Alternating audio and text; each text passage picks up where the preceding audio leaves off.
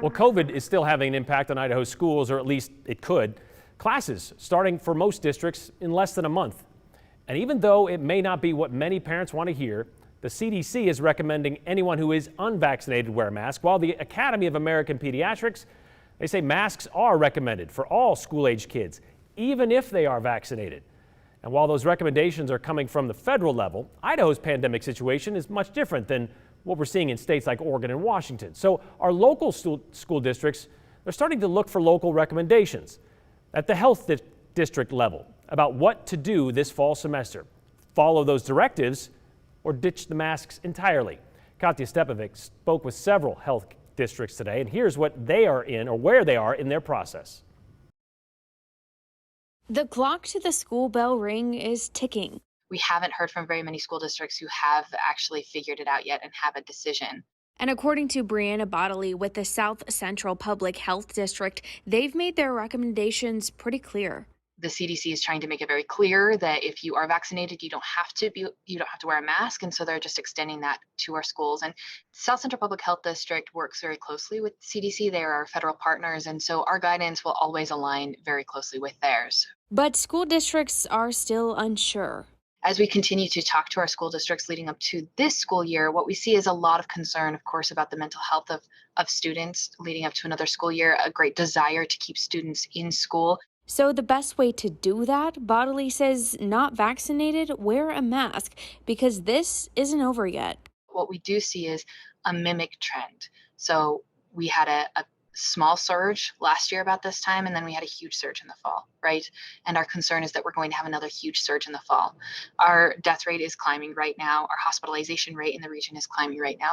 Other health districts like Central District Health are also saying that their recommendations to school districts has been pretty clear.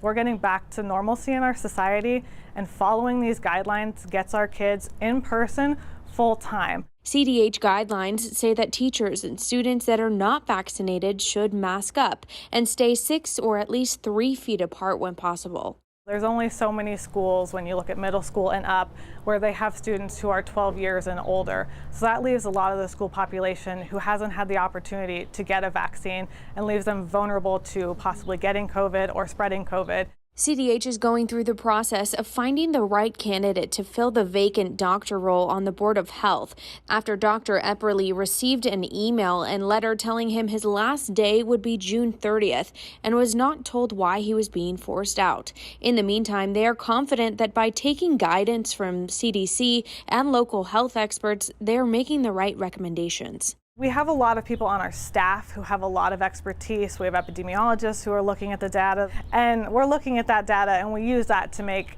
current health decisions. Having a doctor on the board helps further that information, and they give more recommendations to what they're seeing in their field. But the information that medical experts are mostly concerned about is the rising case counts and progression of the Delta variant in Idaho. Is there concern that as the school year begins that we will see a spike in Delta variant cases?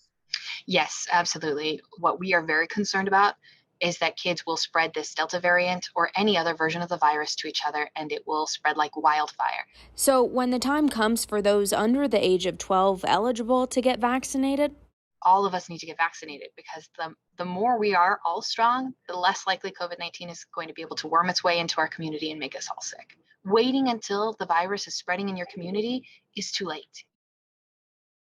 Southwest District Health just got back to me, and they say they are also advising schools to utilize the CDC's recommendation. But they also say they realize that each school district is responsible for making their own decisions. So we'll see if these recommendations change their mind. And some of these school districts have already made their own decision and probably won't change them going into the fall. We'll see how it goes from here. Thanks, Katya.